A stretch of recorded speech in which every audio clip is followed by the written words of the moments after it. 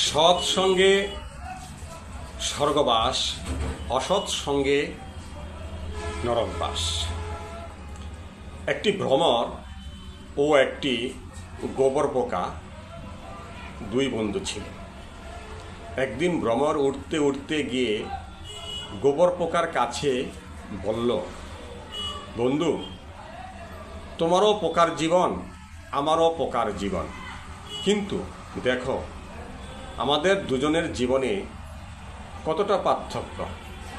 তুমি এই দুর্গন্ধ গোবর পচার মধ্যে পড়ে থাকো, তার রস খেয়ে খেয়ে জীবন ধারণ করেছ, আর আমি কত রং বেরঙের সুগন্ধি ফুলে ফুলে ঘুরে বেড়াই, তার মধু আহরণ করি। তুমি আর এই পচা গোবরের মধ্যে পড়ে থেকো না, আমার সাথে চলো, তুমিও ফুলের মধু গ্রহণ করবে। অনেক বোঝানোর পর ভ্রমর অনেক কষ্ট করে গোবর পোকাকে রাজি করিয়ে গোবর পোকাকে নিয়ে চলে গেল। দুই বন্ধু মিলে এক ফুল থেকে অন্য ফুলে মধু খেতে শুরু করে দিল। মধু পেয়ে গোবর পোকা ভাবছে, বাহ, এত সুন্দর স্বাদ, তাই আরো বেশি বেশি করে খেতে শুরু করে দিল। মধু খেয়ে একসময় তার নেশা হয়ে গেল।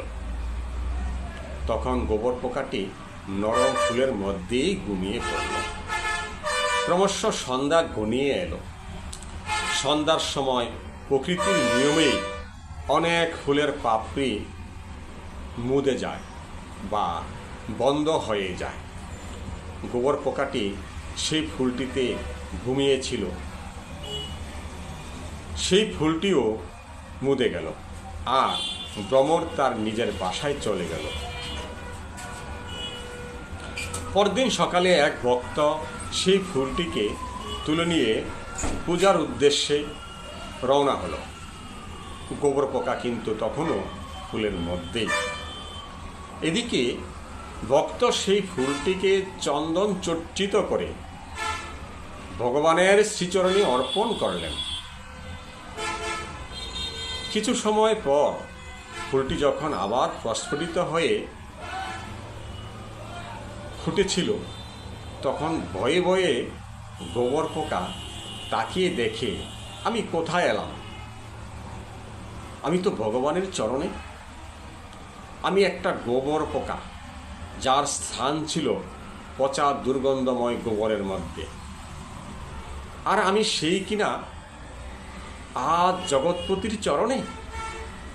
মনে মনে ভাবতে লাগলো, আজ যদি ভ্রমরের সঙ্গ না ধরতাম, তাহলে কোনোদিনই ভগবানের শ্রীচরণ স্পর্শ তো দূরের কথা, আমি কোনোদিনও তার দর্শনও পেতাম না। তাই মহাজনরা বলেছেন, সাধুসঙ্গ সাধুসঙ্গ সর্বশাস্ত্রে কয়, লবমাত্র সাধুসঙ্গ সর্বসিদ্ধি হয়। জয় রাধে গোবিন্দ।